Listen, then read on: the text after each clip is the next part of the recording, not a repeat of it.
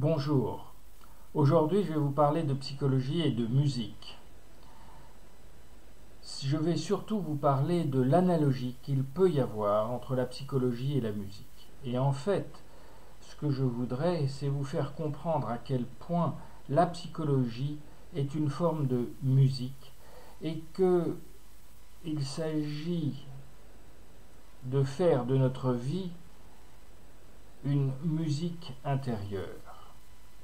Autant la musique peut être entendue de façon extérieure, mais la musique résonne à l'intérieur de nous et c'est de cette musique intérieure, de ce sentiment, de cette émotion dont je voudrais vous parler aujourd'hui. La psychologie a plusieurs caractéristiques. La psychologie mathématique telle que Diel, scientifique, telle que Paul Diel l'a présentée et telle que je la développe aujourd'hui, se rapproche énormément de ce qu'est la musique. Vous avez là un exemple de partition de Mozart, du concerto numéro 23. Je n'ai pris qu'un petit détail. Et vous pouvez voir cette partition. Certains, ceux qui connaissent la musique et peuvent lire le solfège, pourront l'entendre dans leur tête. D'autres pourront en jouer quelques notes. Et d'autres, comme moi, ne pourront ne rien comprendre à ces croches et ces noirs ou ces doubles croches, à ces clés de sol ou de fa. C'est peu importe, c'est une formulation, c'est une écriture, et devant cette écriture qui permet aux musiciens de la comprendre, qui permet à des musiciens dans deux endroits différents de la terre de jouer exactement la même chose, cette écriture porte, et je ne parle pas je fais pas le jeu de mots de la portée musicale, mais porte en elle-même une émotion qui va être identique et qui va toucher les hommes d'un bout à l'autre de la terre.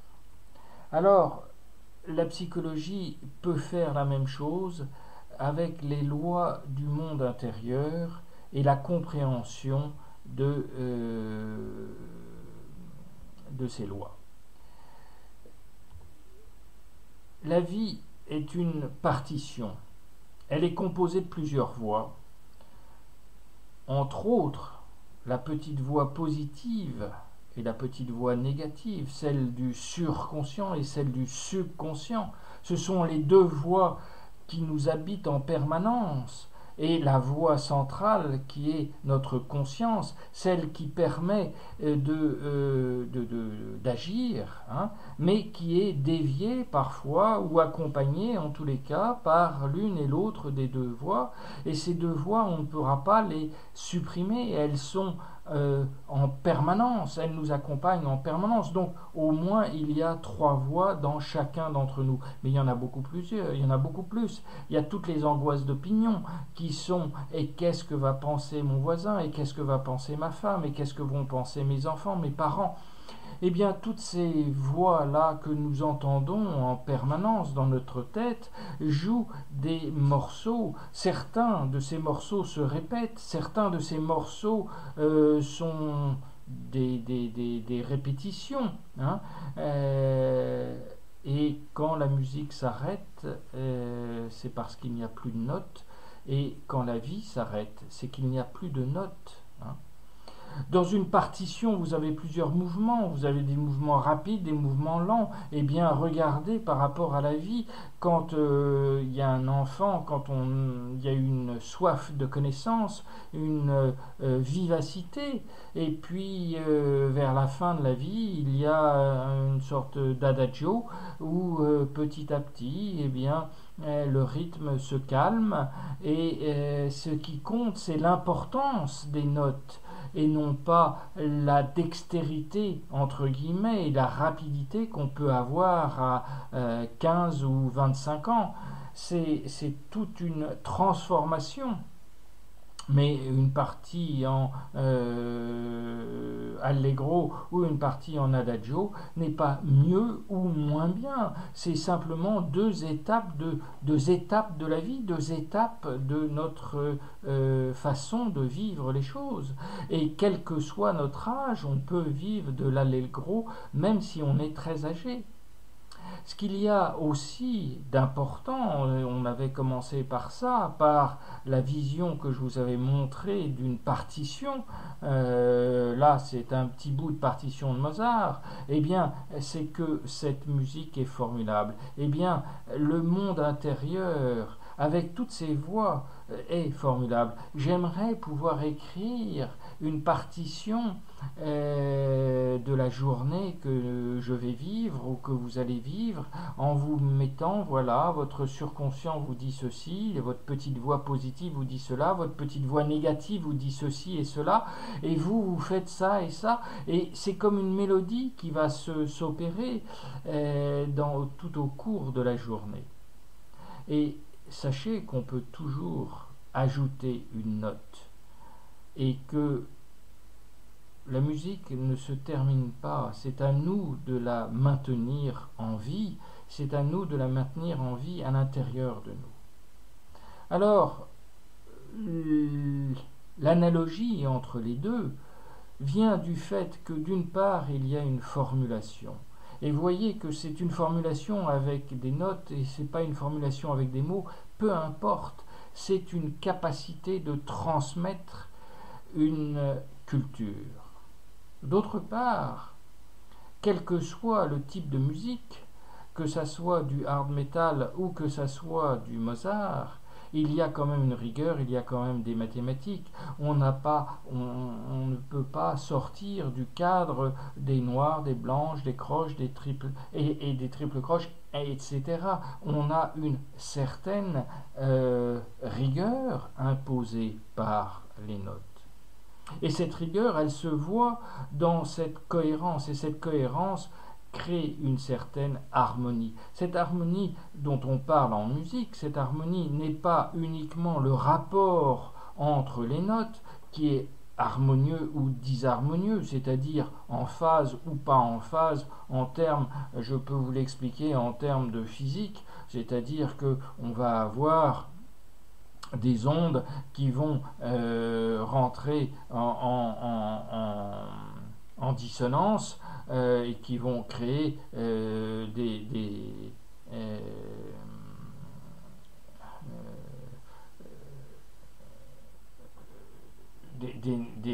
compositions qui vont qui vont, je voudrais pas utiliser le terme physique trop parce que c'est pas le lieu ici. En tous les cas, on y reviendrait et je veux pas faire de cours non plus de mathématiques, mais on peut avoir des dissonances extrêmement grandes si on ne respecte pas une certaine cohérence entre ces notes. Et enfin, il y a le problème de l'interaction. Une partition de musique va vous émouvoir, va vous toucher. Vous avez des chœurs qui, quand tout un chœur se met, tout un ensemble, un groupe de personnes d'une vingtaine, d'une trentaine ou jusqu'à 2000 peuvent se mettre à chanter ensemble, croyez-moi, ça vous transporte. C'est donc qu'il y a au-delà de la musique un côté d'émotion qui est bien plus fort que tout ce que l'on pourrait croire. Eh bien, de ça, la psychologie de Diel vous permet de le comprendre. De ça, cette psychologie vous permet de découvrir ce monde intérieur et d'écrire vous-même les notes, de regarder les partitions que vous êtes en train de jouer et de voir et de corriger les dissonances que vous allez avoir ici ou là avec une rancœur ou avec une accusation contre un tel ou contre la vie. Eh bien, tout ça, c'est la même chose, c'est une façon de voir la psychologie comme la musique. Et enfin, je dirais quelques mots sur musique et décadence. Ne croyez pas que j'ai un jugement de valeur sur une forme ou une autre de musique, mais on peut constater, et vous le ferez vous-même sans aucune difficulté, de l'appauvrissement des compositions à l'heure actuelle pour les chansons et la musique. De mélodies, nous tombons dans des rengaines. Nous ajoutons systématiquement des batteries qui reproduisent le battement de nos cœurs, de notre cœur, et qui, en accélérant ou en diminuant, vont faire accélérer ou diminuer notre cœur. C'est-à-dire que de satisfaction, de cohérence et d'harmonie dans lequel on peut régler la vitesse, entre guillemets, de notre cœur, la vitesse de nos sensations, nous allons vers des plaisirs excitants, excités par un rythme boum boum boum boum de batterie qui nous emmène, qui nous conduisent par nos neurones miroirs à reproduire ce qu'on entend et donc à perdre le contrôle de nous-mêmes. Et toute la musique à l'heure actuelle va dans le sens d'une perte de contrôle de soi-même, c'est-à-dire dans le sens d'une certaine banalisation qui fait que nous perdons le goût de la mélodie. Et en fait, cette musique, toutes ne sont pas comme ça, bien sûr, mais certaines le sont, passent d'un certain respect de l'individu dans lequel eh bien, il y a dans lequel chacun peut entendre et goûter une voix particulière dans la mélodie qui nous est proposée, à une provocation dans laquelle nous n'avons plus le choix, dans laquelle nous sommes privés de liberté, parce que quand vous avez une portée de musique dont la batterie est prédominante, eh bien vous perdez la liberté intérieure de pouvoir l'écouter au rythme qui vous est personnel. Eh bien vous voyez à quel point quand on crie pour la liberté, aujourd'hui, pour la moindre chose, on demande plus de liberté et on s'indigne en permanence sur la liberté qu'on nous enlève. Eh bien, si vous regardez d'un peu plus près, vous verrez que certaines musiques actuelles vous privent de liberté. Mais de ça, personne n'ose en parler, je sais, mais peu importe. Bon. Sur la musique, ce n'est pas grave, ça n'a pas de conséquences et on a aussi le droit de se laisser aller et d'avoir une excitation de temps en temps, comme de boire un peu d'alcool. C'est pas si c'est modéré, il n'y a pas d'inquiétude à avoir, il n'y a pas de moralisme à avoir, mais si c'est fait de façon raisonnable. Par contre, il faut garder raison et savoir que cette liberté intérieure que la psychologie de la motivation peut vous apporter, cette psychologie qui vous permet de comprendre ce qui se passe en vous et d'avoir les différentes de pouvoir jouer entre les différentes voies qui vous tiraillent à droite ou à gauche et faire vous-même votre chemin en fonction de ce que vous voulez, comme quand vous écoutez une partition.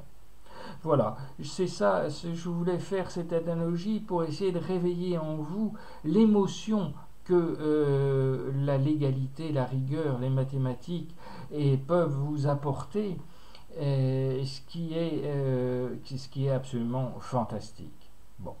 Je vous laisse en compagnie pour la dernière slide d'une composition actuelle, d'un petit fragment, tout comme celui de Mozart, et je vous laisse en tirer vous-même les conclusions. Hein. Et vous verrez, je n'aurai pas grand-chose à ajouter pour vous montrer la différence de ce que ces deux auteurs musicaux ont pu écrire.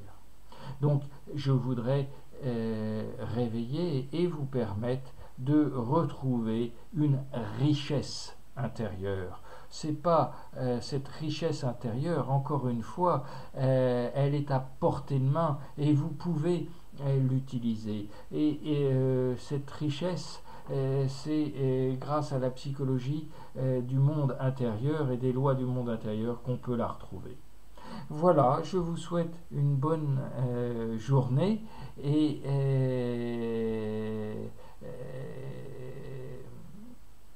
je m'arrête sur ces quelques phrases qui peut-être ne plaisent pas à tout le monde, mais quand bien même j'ai respect pour mes auditeurs et vous qui l'êtes, qui me suivez, sachez que c'est avec beaucoup de respect que je me permets de vous parler de la sorte. Bonne journée.